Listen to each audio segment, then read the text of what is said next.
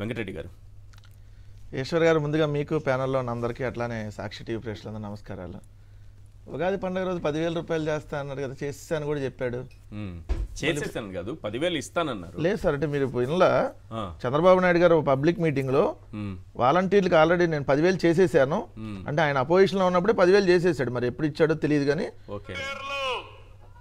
వాళ్ళు కూడా మనుషులే వాళ్ళు కూడా. అందుకే నిన్నే చెప్పాను, వాలంటీర్లు మీ జీతాలు కూడా వేస్తానని 5,000 రూపాయలు 10,000 చేశా. 5,000 చంద్రన్న పాట వింటే పోలవరం కట్టారు అని కూడా పాడేశారు. 5,000 కంప్లీట్ చేసినట్టు వాలంటీర్లు కూడా మనుషులే. అందుకే నిన్నే చెప్పాను, వాలంటీర్లు మీ జీతాలు కూడా వేస్తానని 5,000 రూపాయలు 10,000 చేశా.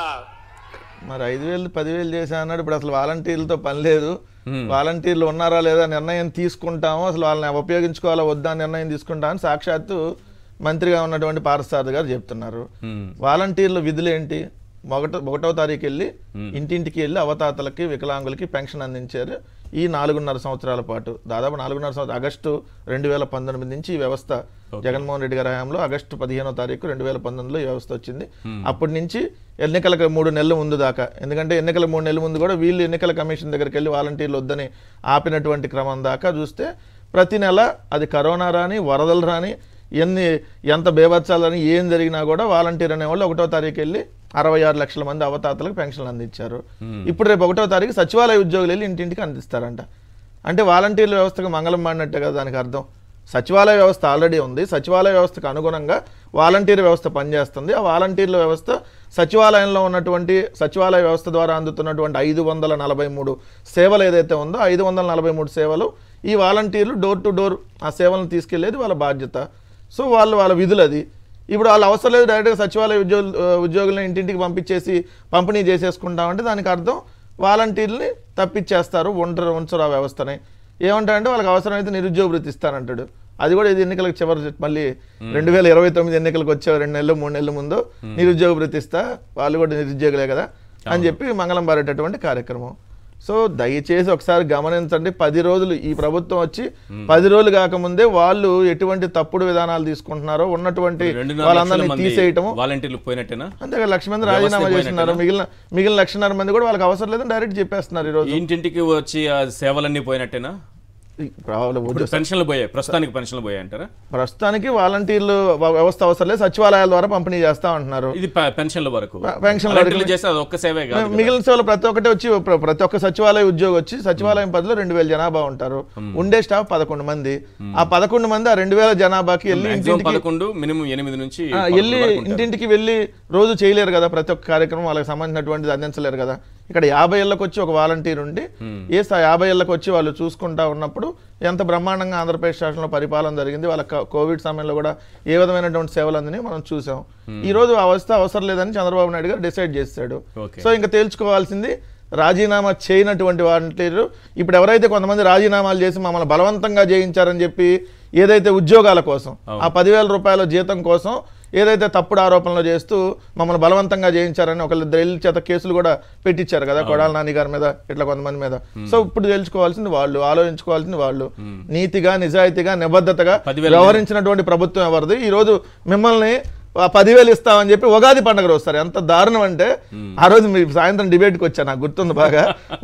ఉగాది పండుగ రోజు ఉగాది పండుగ సాక్షిగా చెప్తున్నా 5,000 కాదు 10,000 రూపాయలు వాలంటీర్లు. మళ్ళీ 10,000 తాగదు, ఇది బేసిక్. మీకు రేపొద్దున దీన్ని మీకు 50,000 లక్ష వరకు వాలంటీర్ వ్యవస్థ కొనసాగిస్తామని మరొక్కసారి మీ అందరికీ హామీ ఇస్తున్నా. ఉగాది రోజున పండుగ రోజున తీపి కబురు మీకు అందరికీ ఇస్తాం. మంచి తీపి కబురు. 5,000 కాదు, మీకు రాబోయే రోజుల్లో 10,000 రూపాయలు పారితోషికం ఇచ్చే అది బిగినింగ్ సార్. మీలో సమర్థత ఉంది, తెలివితేటలున్నాయి. ఇది ఎంట్రీ పాయింట్ మాత్రమే. ఇక్కడి నుంచి మీ ఇంట్లో మీరు కూర్చొని వర్క్ ఫ్రమ్ హోమ్. ఇప్పుడు 10,000 రూపాయలంటే దాన్ని 1,00,000 రూపాయల వరకు మీరు సంపాదించుకోవచ్చు అంట 10,000 జీతంతో. మరి ఏ విధంగా 10,000 జీతంతో 1,00,000 సంపాదిస్తారు?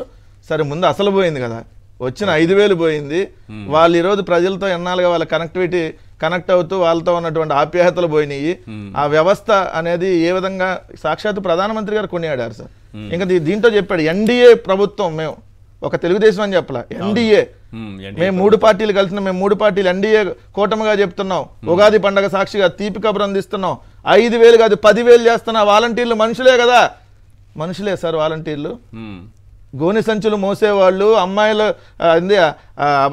మగవారు లేనప్పుడు వెళ్ళి డోర్లు కొట్టేవాళ్ళు, అమ్మాయిలను అక్రమ రవాణా చేసేవాళ్ళు అన్నారు కదా సార్ అంతకుముందు మీరు. సో వాళ్ళు ఇప్పుడు మీకు మనుషుల్లాగా గుర్తొచ్చారు కదా ఎలక్షన్స్ కు ముందు.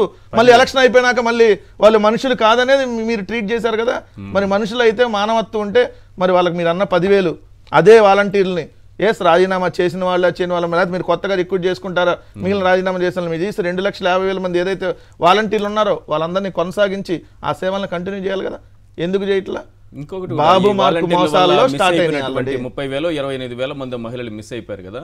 ఇప్పుడు అది చేసి వాళ్ళందరినీ తీసుకొచ్చి వాళ్ళ ఇళ్ళలో వదిలేస్తారు. డిప్యూటీ సీఎం గారు బాధ్యత కదా సార్. ఎందుకంటే డిప్యూటీ సీఎం గా సినిమా యాక్టర్ ప్రమాణ స్వీకారం చేసి సొగాలి ప్రీతి గారికి న్యాయం చేస్తాను, సొగాలి ప్రీతి గారిని హత్య చేసినటువంటి వాళ్ళని ఏదైతే దోషులుగా నిలబెట్టేసి వాళ్ళ వ్యవహారం చూస్తా అన్నాడు. ఏమైంది మరి? 4వ తారీఖు ప్రభుత్వం వాళ్ళది, ఇవాళ 24వ తారీఖు 20 రోజులు ఇన్సిడెంట్ జరిగింది టీడీపీ హయాంలో కదా. ఆయనకి ఇప్పుడు టీడీపీ హయాంలో జరిగినప్పుడు ఈయన కూడా వాళ్ళతో కలిసి ఉన్నాడు సార్. అమాయకత్వం వీళ్ళతో కలిసి ఉన్నాడు వాళ్ళతో. ఆ రోజు అయిపోయింది. ఘటన జరిగింది ఎప్పుడో చెప్పండి సార్ క్లియర్ గా. 2014-18 మధ్య చంద్రబాబు నాయుడు గారు, భారతీయ జనతా పార్టీ, అదే విధంగా పవన్ కళ్యాణ్ ముగ్గురు కలిసి ఉన్న టైంలో జరిగినటువంటిది. కలిసి ఉన్న టైంలో జరిగిన తర్వాత అది వదిలేశాడు, అయిపోయింది. ఇప్పుడు 30,000 మంది మిస్ అయ్యారు అంటున్నారు కదా. మా మీద ఆరోపణ చేశారు కదా. ఎంతమందిని తీసుకొని వస్తారు? ఎక్కడ మిస్ అయిన లెక్క తీయండి.